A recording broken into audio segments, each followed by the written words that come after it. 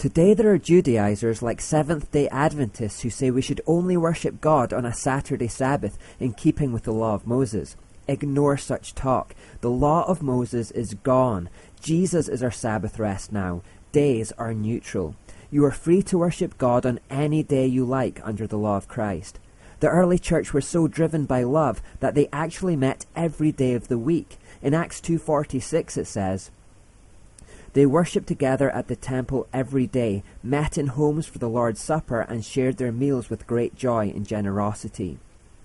They wanted to hang out as often as they could and share generously their time and food with one another. See the mindset change again here.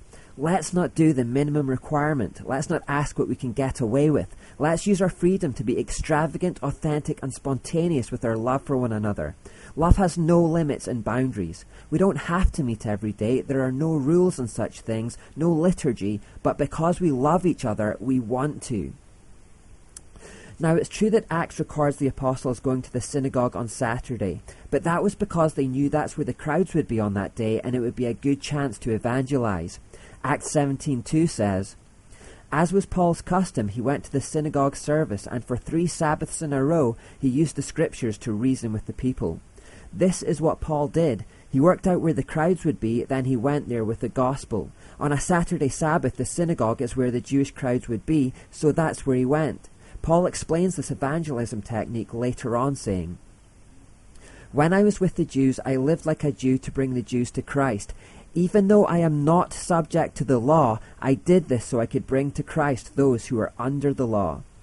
Paul wasn't going to the synagogue on the Sabbath because he felt constrained by the Sabbath law himself. He was going to the synagogue on the Sabbath to help those in bondage to the law to be free of it.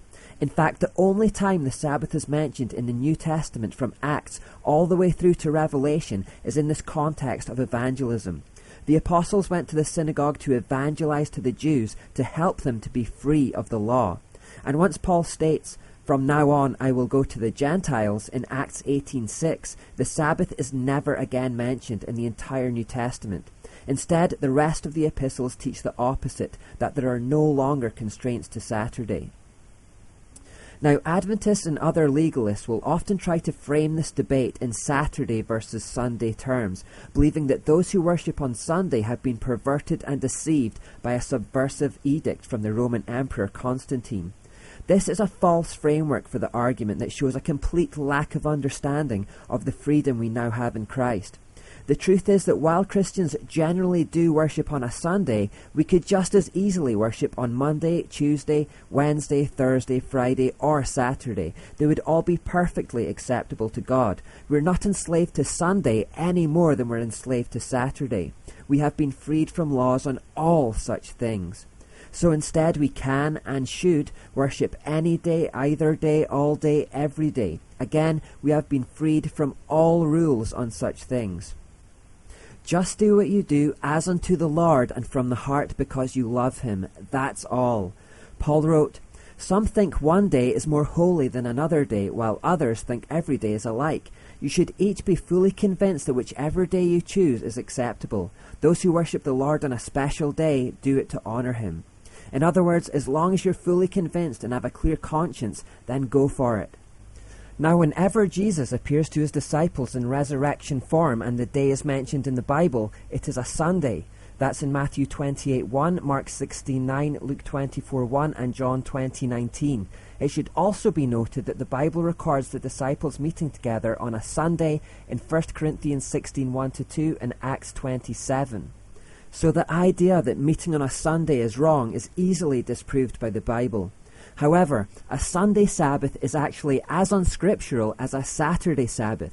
The whole Sabbath concept was part of the Old Testament law, and Christians are free from the bondage of the law. We are free from laws on times and seasons and days and years. Constantine's role is actually almost irrelevant. He could have designated any day of the week for worship, and Christians would have been perfectly at liberty to worship on that day, just as they are at liberty to worship every day of the week.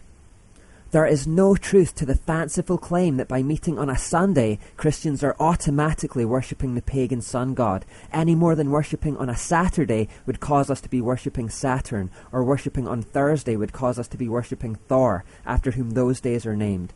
Forgive me for being repetitive, but the truth is, if you want to love God by meeting on a Saturday, then do it. If you want to do it by meeting on a Sunday, then do that. If you want to do it every day, then all the better.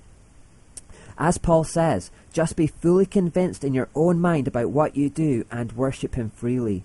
With regard to neutral issues like these, what matters is your motivation. God looks at your heart.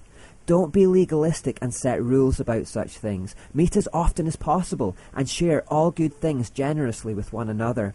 That is the mindset change. That is the freedom to love that you now have in Christ.